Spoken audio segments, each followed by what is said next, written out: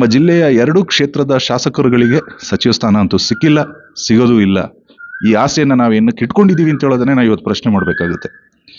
ಬೆಂಗಳೂರಿನಲ್ಲಿ ಯಾವುದೇ ಪಕ್ಷ ಅಧಿಕಾರಕ್ಕೆ ಬಂದ್ರು ನಮ್ಮ ಜಿಲ್ಲೆಯನ್ನ ಒಂದು ಆಟಕ್ಕುಂಟು ಲೆಕ್ಕಕ್ಕಿಲ್ಲ ಅಂತ ಹೇಳ್ಬಿಟ್ಟು ಒಂದು ಸೈಡ್ಗೆ ಇಟ್ಟವ್ರೆ. ಅದನ್ನ ಕೊಡಗು ಜಿಲ್ಲೆಯ ಜನತೆ ಏನಕ್ಕೆ ಅರ್ಥ ಮಾಡ್ಕೋತಿಲ್ಲ ಅಂತ ಹೇಳುವಂಥದ್ದೇ ಇನ್ನೂ ಕೂಡ ನಾನು ಗೊಂದಲದಲ್ಲಿದ್ದೀನಿ. ನೀವು ಎಷ್ಟೇ ಕೂಗಾಡಿದ್ರು ಬೆಂಗಳೂರಿನಲ್ಲಿರುವಂಥ ಸರ್ಕಾರಕ್ಕೆ ನಿಮ್ಮ ಕಾಳಜಿ ಇಲ್ಲ, ಅದನ್ನ ಅರ್ಥ ಮಾಡ್ಕೊಳ್ಳಿ. That is the fact. 1956ರಲ್ಲಿ ಅಭಿವೃದ್ಧಿಯ ದೃಷ್ಟಿಯಿಂದ ಆಗಿನ ಕೊಡಗು ರಾಜ್ಯ ಏನಿತ್ತು, 24 MLA ಏನಿತ್ತು ಕೊಡಗು ಸ್ಟೇಟ್ ಅಲ್ಲಿ, ಮುಖ್ಯಮಂತ್ರಿ ಏನಿದ್ರು, ಹೋಮ್ ಮಿನಿಸ್ಟರ್ ಏನಿದ್ರು, ಒಂದು ಕ್ಯಾಬಿನೆಟ್ ಏನಿತ್ತು, ಅದನ್ನ ನೀವು ಮೈಸೂರು ಅಥವಾ ಕರ್ನಾಟಕ ರಾಜ್ಯಕ್ಕೆ ವಿಲೀನ ಮಾಡ್ಬಿಟ್ಟು ಇವತ್ತು ಅಳ್ತಿದ್ದೀರಾ. ನಮ್ಮ ಕ್ಷೇತ್ರದಲ್ಲಿ 2 ಶಾಸಕರು ಇರೋದು, ಅವರಿಗೆ ಮಿನಿಸ್ಟರ್ ಪೋಸ್ಟ್ ಕೊಡಿ ಅಂತ ಹೇಳ್ಬಿಟ್ಟು ಕೊಡಗಿನ ಜನತೆ ಅಳ್ತಾ ಇದ್ದೀರಾ. ಅವತ್ತು 24 MLAಗಳಿದ್ರು, ನಮ್ದೇ ಒಂದು ಕೊಡಗು ರಾಜ್ಯ ಆಗಿತ್ತು. ಅದನ್ನ ಕರ್ನಾಟಕದ ಜೊತೆ ಸೇರಿಸ್ಕೊಂಡು ಏನಾಯ್ತು? ಇವತ್ತು 24 MLAನೂ ಹೋದ್ರು, 2 MLAಗೆ ಬಂದು ನಿಂತಿದ್ದೀವಿ, ರಾಜ್ಯನೂ ಹೋಯ್ತು, ಅಭಿವೃದ್ಧಿ ಆಗುತ್ತೆ ಅಂತ ಹೇಳ್ಬಿಟ್ಟು ಕರ್ನಾಟಕದ ಜೊತೆ ಸೇರಿ ಇವತ್ತು ಕೊಡಗಿನ ಅಭಿವೃದ್ಧಿ ಎಷ್ಟಾಗಿದೆ ಅಂತ ಹೇಳ್ಬಿಟ್ಟು ಕೊಡಗಿನ ಜನತೆನೇ ನೋಡ್ತಾ ಇದ್ದೀರಾ.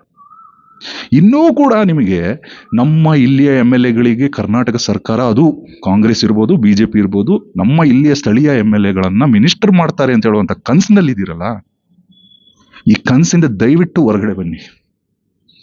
ಏನೋ ಮಡಿಕೇರಿ ಕ್ಷೇತ್ರದ ಶಾಸಕರಿಗೆ ಏನು ಸಿಕ್ಕಿಲ್ಲ, ಮಿನಿಸ್ಟರ್ ಪೋಸ್ಟೇ ಸಿಕ್ಕಿಲ್ಲ. ಅವ್ರಿಗೊಂದು ಯೂತ್ ಕೋಟಾದಲ್ಲಿ ಮಿನಿಸ್ಟರ್ ಆಗ್ತಾರೆ ಅಂತ ನಾನು ಕೂಡ ಅನ್ಕೊಂಡಿದ್ದೆ.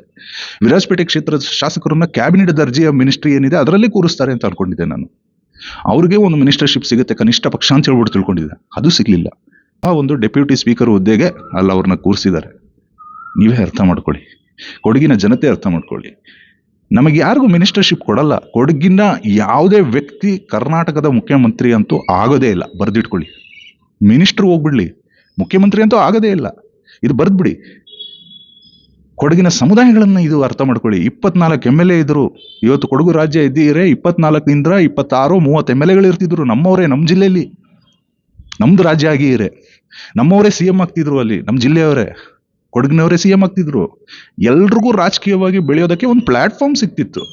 ಇವತ್ತು ನೀವು ಏನೇ ಕೂಗಾಡಿದ್ರು ಬೆಂಗಳೂರಿನಲ್ಲಿ ಇರುವಂತ ಸರ್ಕಾರ ನಿಮ್ಮ ಕೂಗಿಗೆ ಏನು ಸ್ಪಂದನೆ ಕೊಡೋದಿಲ್ಲ ಅಂತ ಕೊಡಗಿನ ಜನತೆ ಅರ್ಥ ಮಾಡ್ಕೊಂಡ್ರೆ ಒಳ್ಳೇದು. ಈ ಸಂದರ್ಭದಲ್ಲಿ ವಿರಾಜಪೇಟೆ ಕ್ಷೇತ್ರದ ಶಾಸಕರು ಮಾನ್ಯ AS ಪೊನ್ನಣ್ಣನವರಿಗೆ ಉಪ ಸಭಾಪತಿಯ ಒಂದು ಸ್ಥಾನವೂ ಸಿಕ್ಕಿದೆ, ಒಳ್ಳೆ ಸ್ಥಾನ. ಅವರ ಆಡಳಿತ ಅವಧಿಯಲ್ಲಿ ಹಲವಾರು ಜನಪರ ಚರ್ಚೆಗಳಾಗ್ಲಿ ಅಂತ ನಾನು ಅವರಿಗೆ ಆಶಯವನ್ನು ಕೊಡ್ತೀನಿ, ಅವ್ರಿಗೆ ಶುಭಾಶಯವನ್ನು ಕೇಳ್ತಿದ್ದೀನಿ. ಅವ್ರಿಗೆ ಒಳ್ಳೇದಾಗ್ಲಿ. ಕೊಡಗಿನ ಜನತೆ ಮಾತ್ರ ಈ ವಿಚಾರದಲ್ಲಿ ಯೋಚನೆ ಮಾಡಿ. ಜೈ ಹಿಂದ್.